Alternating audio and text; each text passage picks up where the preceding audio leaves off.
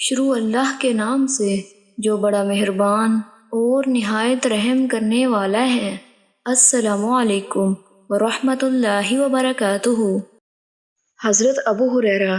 رضی اللہ تعالیٰ عنہ سے روایت ہے، نبی صلی اللہ علیہ وآلہ وسلم نے فرمایا،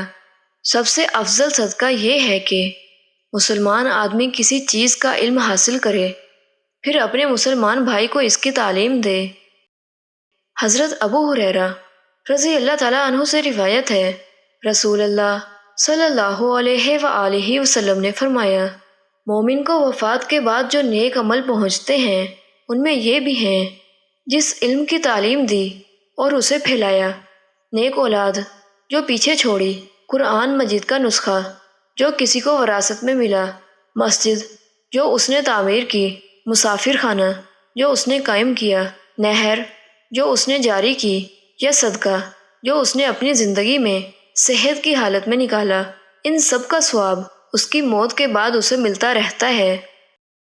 حضرت ابو قتادہ رضی اللہ تعالیٰ عنہ سے روایت ہے، رسول اللہ صلی اللہ علیہ وآلہ وسلم نے فرمایا،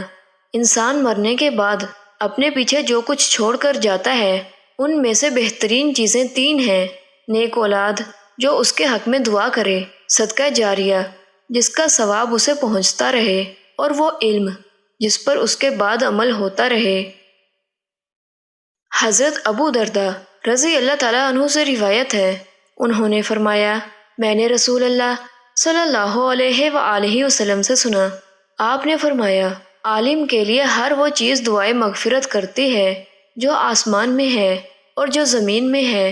حتیٰ کہ سمندر میں مچھلیاں بھی اس کے حق میں دعائے مغفرت کرتی ہیں۔ حضرت انس بن مالک رضی اللہ تعالیٰ عنہ سے روایت ہے، رسول اللہ صلی اللہ علیہ وآلہ وسلم نے فرمایا، کچھ لوگ نیکی کی چابیاں اور برائی کے تالے ہوتے ہیں،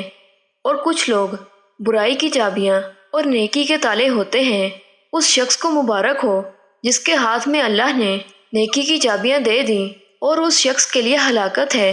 جس کے ہاتھ میں اللہ نے برائی کی چابیاں دے دیں۔ حضرت انس بن مالک رضی اللہ تعالیٰ عنہ سے روایت ہے، رسول اللہ صلی اللہ علیہ وآلہ وسلم نے فرمایا، اللہ تعالیٰ اس شخص کو خوش رکھے جس نے میرا کلام سنا، اسے یاد رکھا، پھر میری طرف سے روایت کرتے ہوئے اسے دوسروں تک پہنچا دیا۔ بعض لوگوں کے پاس فقہ اور علم کی بات ہوتی ہے اور وہ خود فقیہ نہیں ہوتے، بعض لوگ فقہ کی بات اپنے سے زیادہ فقیہ آدمی تک پہنچا دیتے ہیں۔